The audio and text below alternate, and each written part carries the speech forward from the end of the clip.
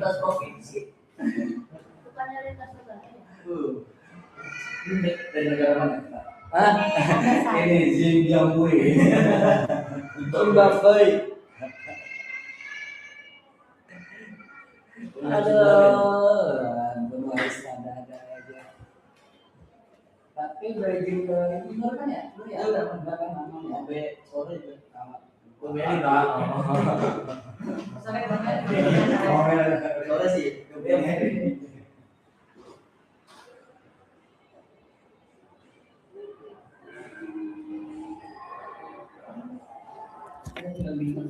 Cek. Udah pakai mic kan? Udah pakai mic kan? Oh, pakai. Pakai kabar. Pakai lah, kan pemateri yang terhormat. Luar lagi banyak. Ya. SH susah hidup. Halo. Nih ke depannya biar perawat bisa visual. Oleh bukti yang tadi kalau ini kan maksudnya kalau si lembaran itu izinnya.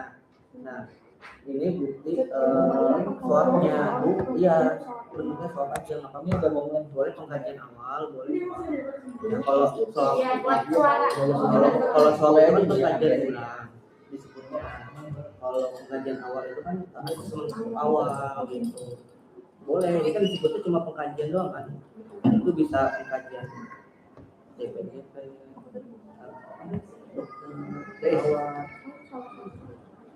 Intinya apa? Perintahnya apa? Bismillahirrahmanirrahim. Assalamualaikum warahmatullahi wabarakatuh. Waalaikumsalam warahmatullahi wabarakatuh.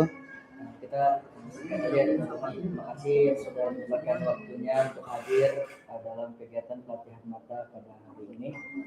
Mungkin di sini saya maaf juga ya karena sudah mengganggu jam pelayanan teman-teman semuanya. Sangat. Bisa. Jadi maafin. Semoga berkah ilmunya yang disampaikan. Untuk mempersingkat waktu, mungkin akan ada penyampaian materi dari Pak Barkah sekitar 15 menit paling apa ya? 2 jam. 2 jam. Nanti domerin Banu, enak. Domerin Banu. Kepada Pak Barkah waktu tepat kami persilakan. Bismillahirrahmanirrahim. Assalamualaikum warahmatullahi wabarakatuh. Oke.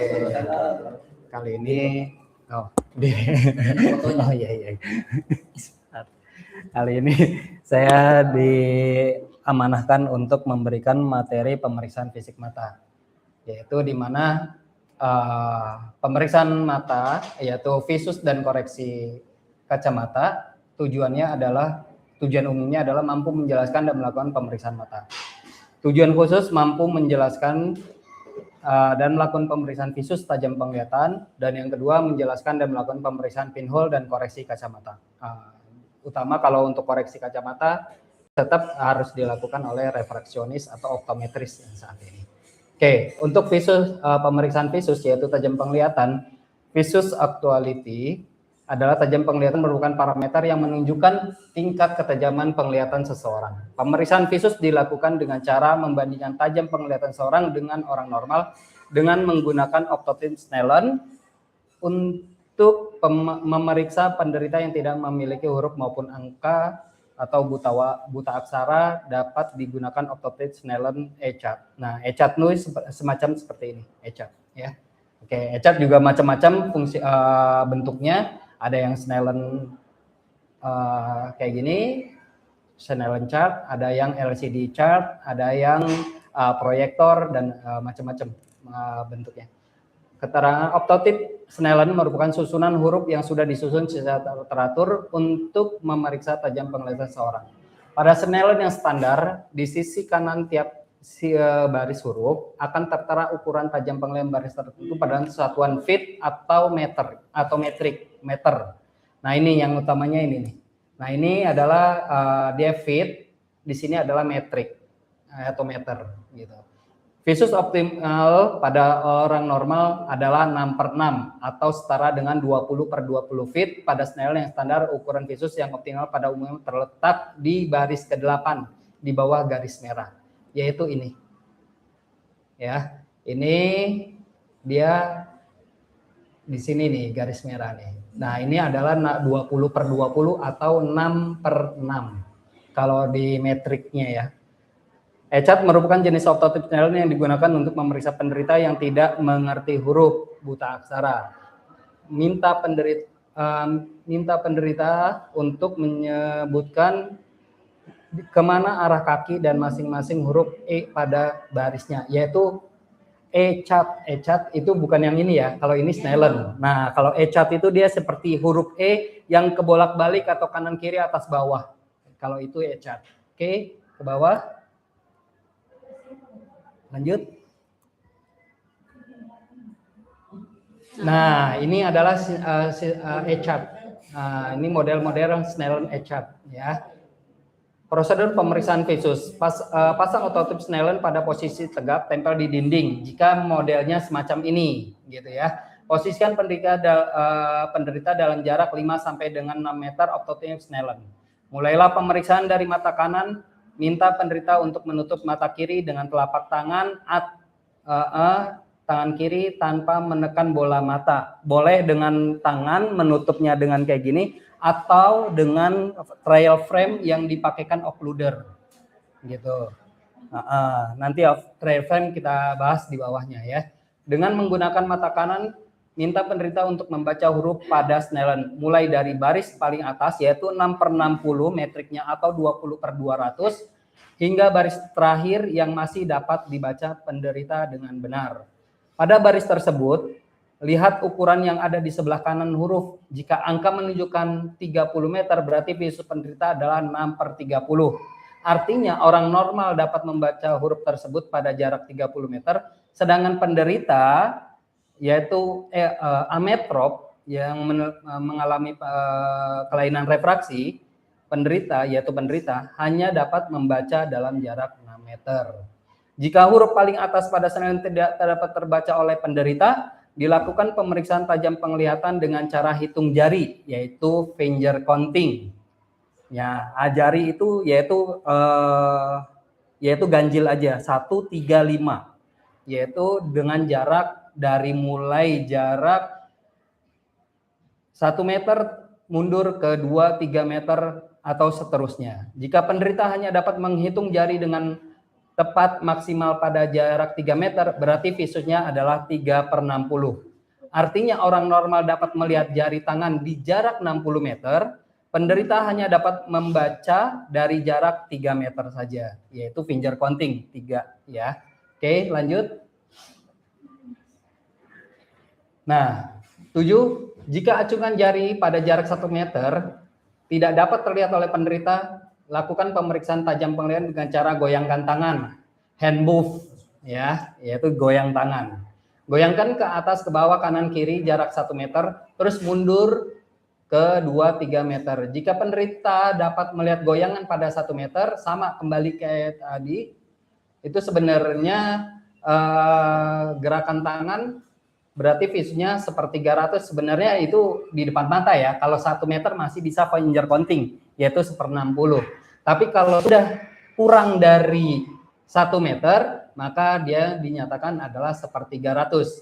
Artinya orang normal dapat melihat goyangan tangan pada jarak 300 meter, penderita hanya dapat melihat 1 meter. Jika goyangan tangan dalam kurang dari 1 meter saja tidak dapat melihat oleh penderita atau ametrop, lakukan pemeriksaan tajam penglihatan dengan menyorotkan lampu. Light perception ya, yaitu light perception. Tapi jika tidak bisa dengan light perception, maka dinyatakan 0 gitu. 9. Lakukan hal demikian pada jari kiri dengan mata kiri ya, dengan mata kiri sama dengan tahapan-tahapannya semacam itu. Visus dikatakan normal jika nilainya 5/5 atau 6/60. Jadi minimal mungkin adalah 5 meter jika ruangannya tidak mencukupi 6 meter. Maka kita bisa menggunakan 5 meter. Jika 4 meter itu akan terjadinya akomodasi pada bola mata. Oke, lanjut. Nah, ini adalah konversi visus dalam satuan. Feet, metric, decimal, long. Longmarnya ini. Tapi dulu kita mungkin awal-awalnya kita menggunakan adalah desimal ya, 0,1, 0,12. Nah, tapi sekarang kita menggunakan metrik karena permintaan dari BPJS sendiri, bukannya feet, desimal atau long march. Pemeriksaan pinhole dan koreksi kacamata. Berdasarkan kondisi bola mata, status refraksi kacamata seorang terbagi atas emetrop yaitu mata normal ya, di mana sinar yang sejajar atau jauh difokuskan oleh sistem optik mata tepat pada daerah makula pusat penglihatan tanpa akomodasi. Kalau ametrop, nah ini baru yang tadi sudah disampaikan adalah suatu keadaan abnormal atau mata kelainan refraksi kelainan kacamata. Bisa bentuk miopia, rabun jauh, hipermetropia dekat, atau astigmat silinder. Visus orang normal emetrop adalah 6/6. Artinya, orang normal dapat membaca huruf pada jarak 6 meter, penderita dapat membaca huruf pada 6 meter juga. Jika visus kurang dari 6/6, lakukan pemeriksaan pinhole pada penderita. Jika setelah pemeriksaan pinhole didapatkan visus membaik, kemungkinan terdapat kelainan refraksi pada penderita, maka lakukanlah koreksi.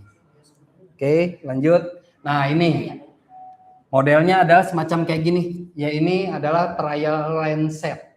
Namanya trial lens set. Ini yang tadi kita sudah bahas adalah pinhole. Nah, ini yang konkav dan ini konveks. Ini silindris konkav, ini silindris konveks. Ya, di mana yang konkav itu adalah lensa minus, konveks adalah lensa plus. Ini silindris yang biasa digunakan adalah silinder konkav, yaitu silinder minus. Oke, lanjut. Nah, ini adalah trial frame. Ini trial frame. Dan di mana yang penderita ataupun kita mau visus seorang bisa menutup dengan tangan, bisa menggunakan trial frame dan ditutup dengan occluder. Ya, ditutup yang satu dengan satu mata. Cara melakukan pemeriksaan pinhole dari koreksi dan koreksi kacamata. Penderita duduk 5-6 meter dari kartu otoptik Snellen. Tutup mata kiri dengan telapak tangan kiri tanpa tekanan. Periksa visus mata kanan dulu. Jika visus tidak mencapai 6/6, maka lakukan pemeriksaan dengan pinhole.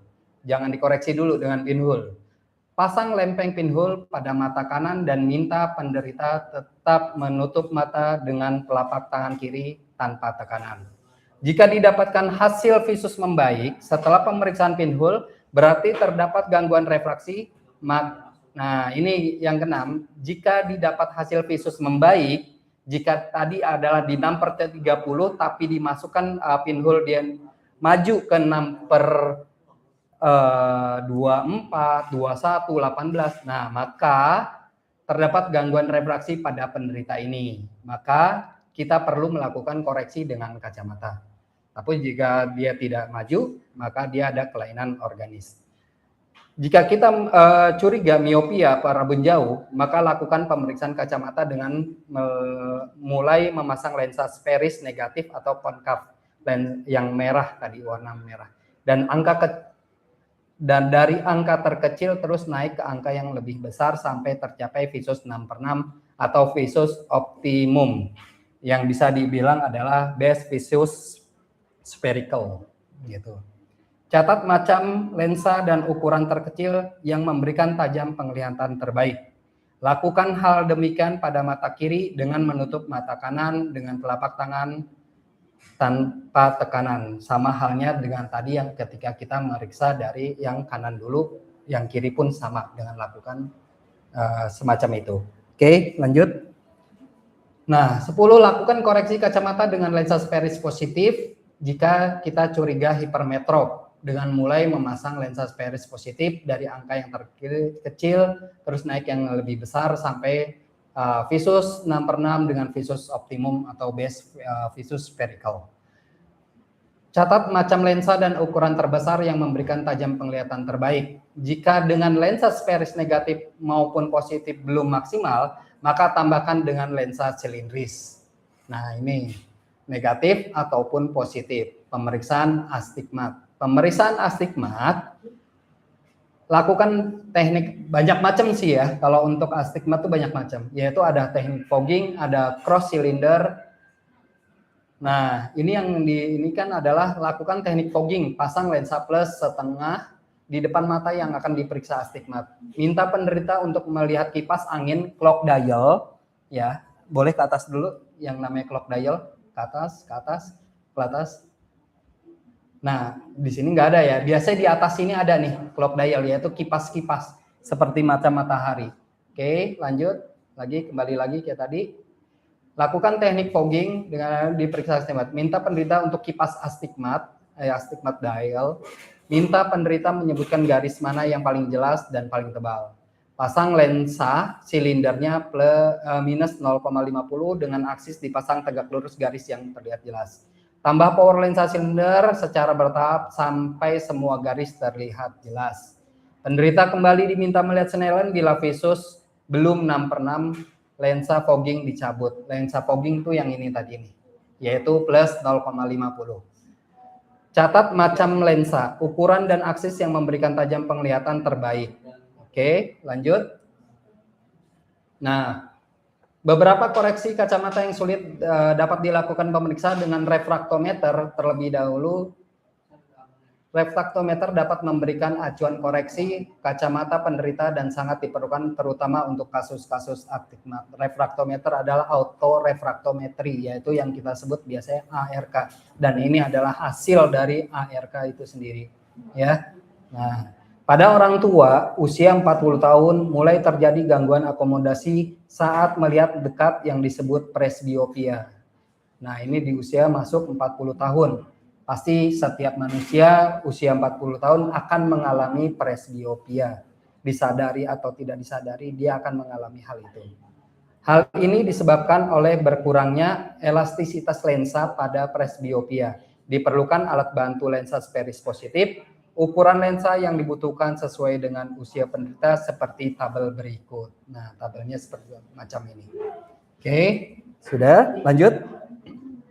Nah, ukuran tabel pada presbiopia, yaitu 40 adalah plus 1, 45 adalah 1,5, di antara 40 dan 45 adalah perbedaan antara ini plus 1 dengan 1,5, yaitu bisa 0,25 yaitu plus 125. Sampai dengan usia 60. Ketika sudah usia 60, maka dia tetap tidak bisa nambah menjadi 4 atau 5, tidak. Dia tetap yaitu adalah ukuran sperisnya presbiop adalah plus 3. Setelah dilakukan ukuran koreksi kacamata, hasil koreksi ditulis dalam resep kacamata pada penulisan resep kacamata. Juga diperlukan pengukuran jarak kedua mata yang dikenal dengan distance pupil atau pupil distance, PD meter atau distance pupil. Pada anak-anak jarak DP atau PD sekitar 50 sampai 60. Pada dewasa adalah 55 sampai dengan 70. Cara mengukur pupil distance, 1. Pasang penggaris distance pupil pada jarak 5 sampai 10 meter, yaitu jarak kurang lebih 1 lengan. Ya, 1 lengan. Dengan penggaris yang kita pegang, dengan tidak ditekuk, tapi dengan lurus, jari lurus. Bila tidak tersedia, dapat menggunakan penggaris biasa. Kalau kita nggak punya pupil distance, ya, kita pakai penggaris biasa pun bisa, gitu. Oke. 2, minta penderita untuk melihat ke jauh depan, kemudian berikan sorotan sinar di depan mata sehingga terlihat pada pantulan dari sinar tersebut kedua mata penderita. Jadi si pasien ini atau si penderita ametropia melihat ke jauh ke depan setidaknya di tengah titik fokus kita ini di kening kita, di tengah aja kening kita untuk melihat, dan kita center dengan light. Dan itu akan terlihat menggunakan ini, like-nya akan ada di sini, di tengah pupil. Nah, inilah adalah pupil distance-nya setiap fokus seorang dengan cara melihat dari pupil distance. Perhatikan posisi jatuh pantulan sinar di kedua kornea penderita. Ukur jarak antara posisi jatuhnya pantulan sinar di kornea antara mata kanan dan mata kiri penderita. Nah, ini yang diukur. Adalah 0 sampai dengan sini. Kalau di sini 55 berarti ini adalah di 57. Catat hasilnya sebagai nilai distance pupil. Ini untuk supaya lensa di kacamatanya pas sesuai dengan fokusnya pas dengan di pupilnya. Oke, lanjut. Contoh resep kacamata ini yang udah dibuat yang seperti ini macamnya. Oke, ini ada pupil distennya, ini ada minus, ada plus, ada silinder. Silinder pasti tidak ada plus. Kalaupun ada plus, maka akan terjadi perhitungan transposisi untuk dijadikan minus, gitu. Ya, ini antara kanan, ini yang kiri. Itu baik itu minus atau ini plus. Ya, silindernya juga ada dan ini adalah aksis. Setelah dicari dengan yang tadi kipas-kipas yaitu namanya clock dial. Nah, ini adalah pupil disten. Ya. Oke, atas nama siapa, usia berapa. Nah, kalau usia 50 tahun berarti plusnya adalah plus 2. Oke. Dan ini tanda tangan dari dokter yang bertanggung jawab atau DPJP-nya.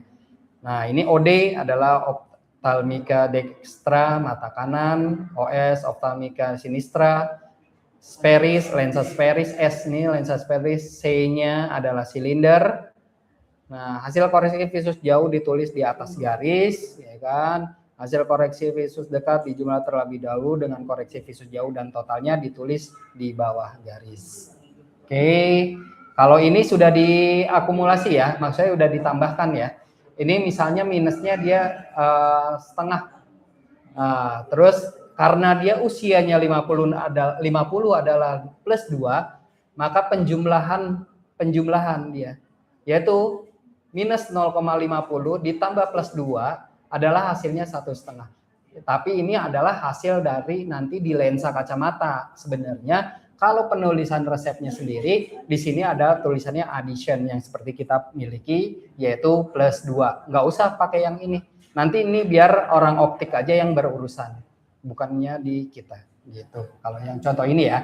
Tapi memang ini adalah penjumlahan dari lensa plus usia 50 tahun dengan spherical atau spheris jauhnya. Atau yang dibilang tadi ya, lensa spheris ya. Oke. Sudah? Oke. Sudah? Ada yang perlu ditanyakan? Untuk visus aja. Kalau untuk koreksi panjang. Visus dulu.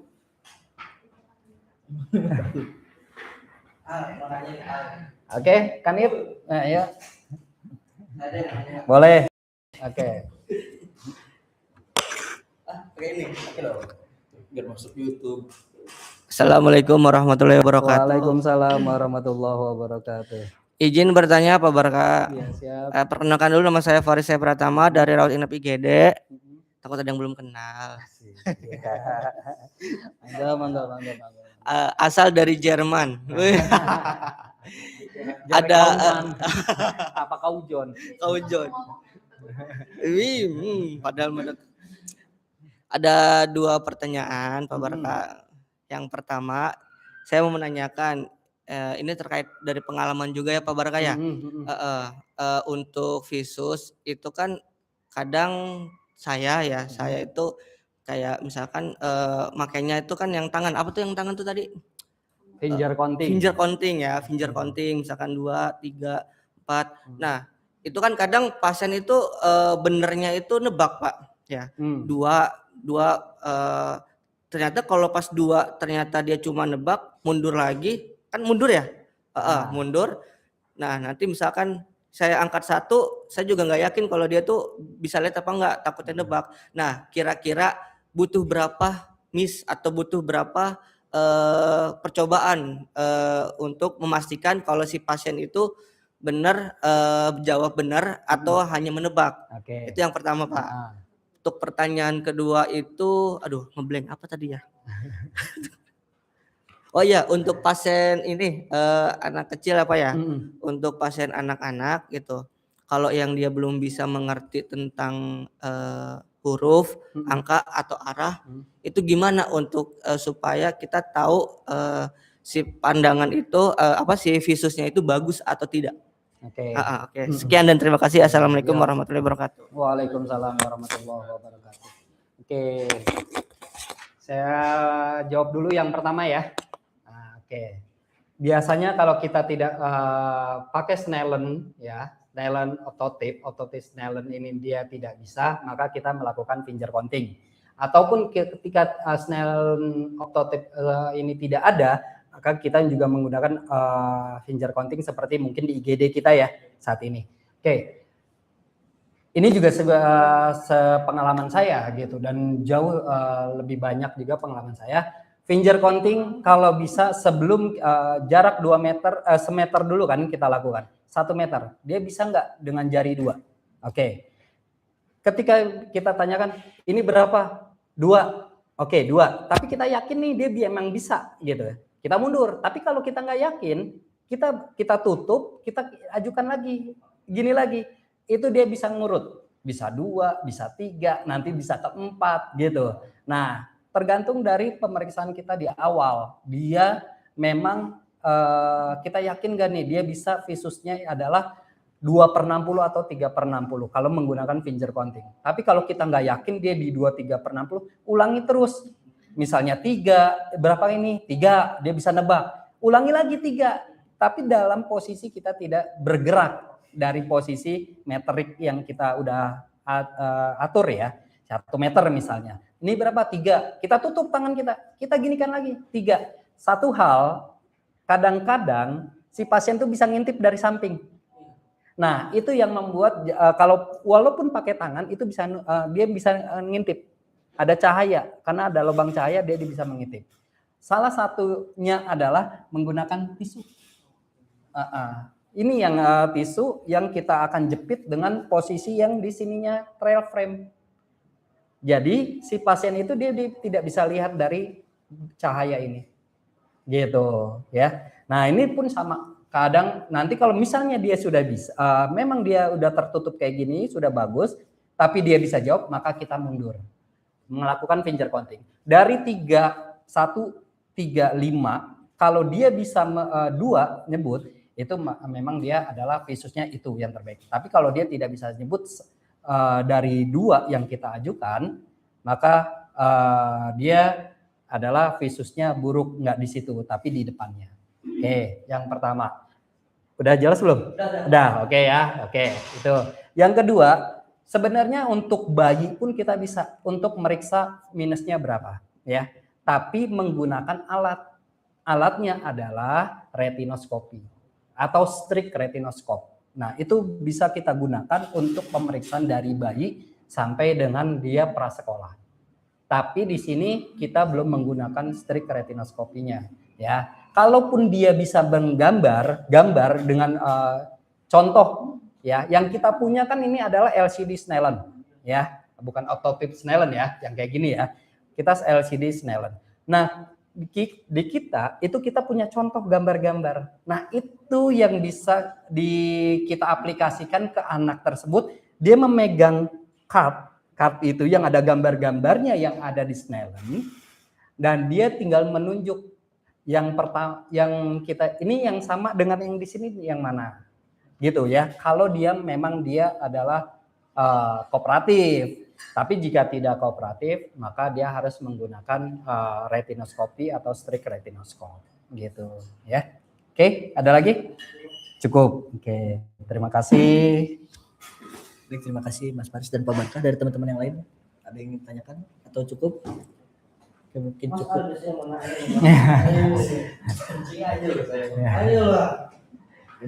Iya, boleh. Kanit gimana lah? Kanit. Orang awam nih. Iya, siap. Kalau teman-teman mungkin udah ada yang tahu ya. Saya mau nanya terkait ARK dan visus. ARK visus, Oke. benar. Nah, apakah pasien yang sudah di ARK sebetulnya nggak usah kita ukur visus karena kan memang sudah ada nilai angkanya ya, di mana dia silinder, di mana dia minus, ya kan, silinder minus ataupun aksila itu sendiri. Benar.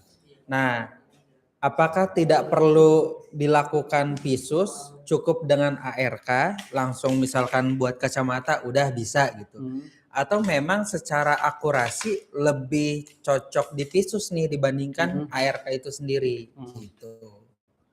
Itu aja. Oke, siap. Oke, saya jawab ya. Oke, makasih atas pertanyaannya, Kanit.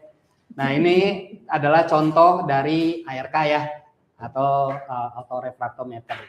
Nah, sebenarnya kadang-kadang ARK gini nih, oke saya jelaskan dulu. Refraksi itu ada dua, yaitu pemeriksaan subjektif dan pemeriksaan objektif.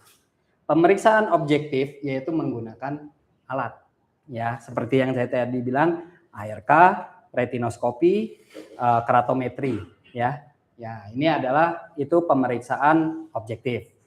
Nah, pemeriksaan subjektif yang dirasakan oleh si pasien itu sendiri. Subjektif, dia melihat, dia merasakan, dia nyaman, dia tidak, itu adalah pemeriksaan subjektif, yaitu menggunakan trial lens set.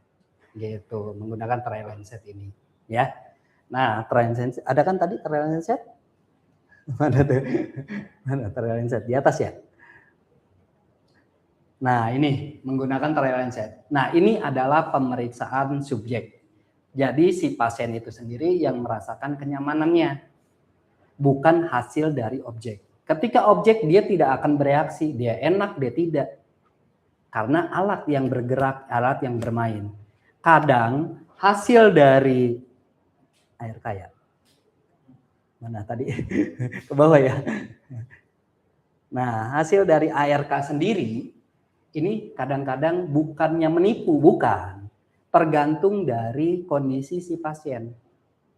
Pasien merasa dia lagi kurang enak badan, pusing, akan hasilnya akan lebih dari biasanya. Ya, satu. Kedua, ketika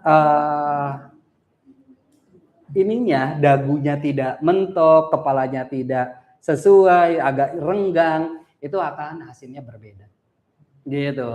Karena itu dari alat, makanya alat membaca dengan cara seperti itu. Kan kita sebagai pemeriksa kadang-kadang tidak melihat keningnya nempel nggak sih, ya kan? Dagunya ngangkat sedikit nggak sih? Kan kita nggak melihat itu. Kita melihat fokus pada satu ini.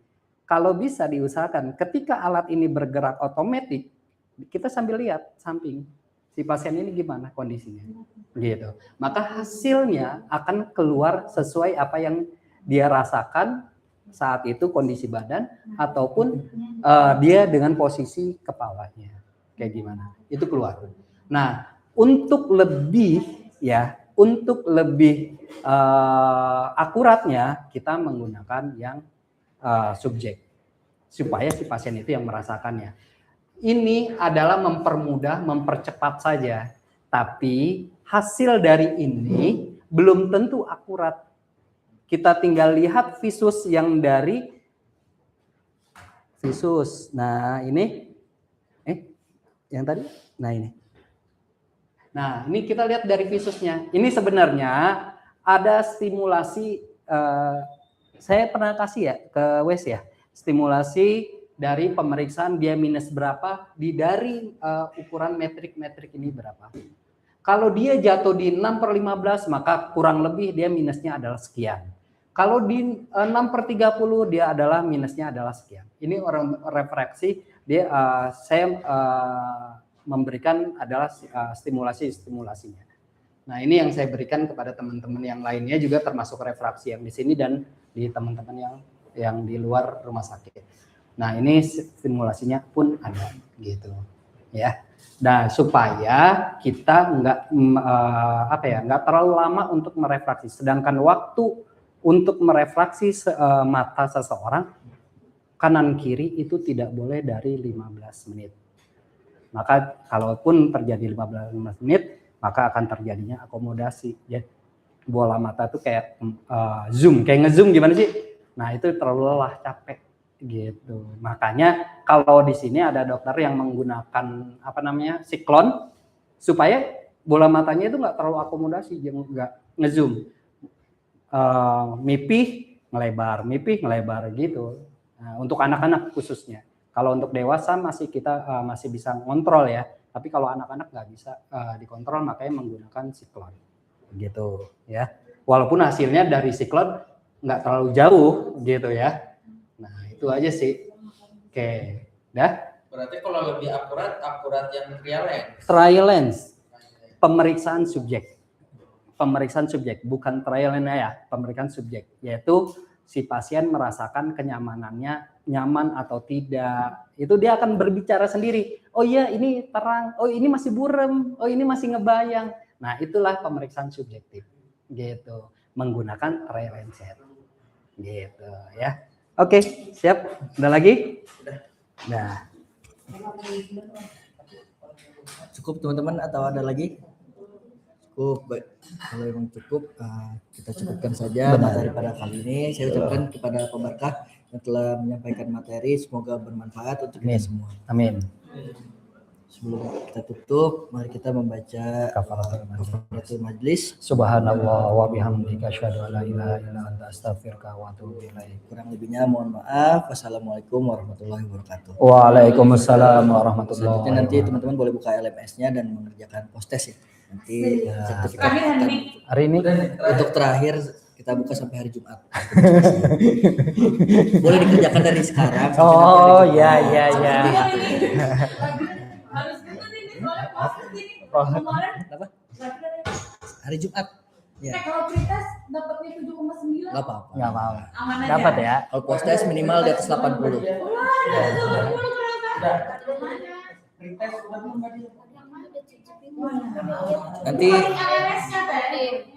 Nanti kalau butuh jawaban PC aja.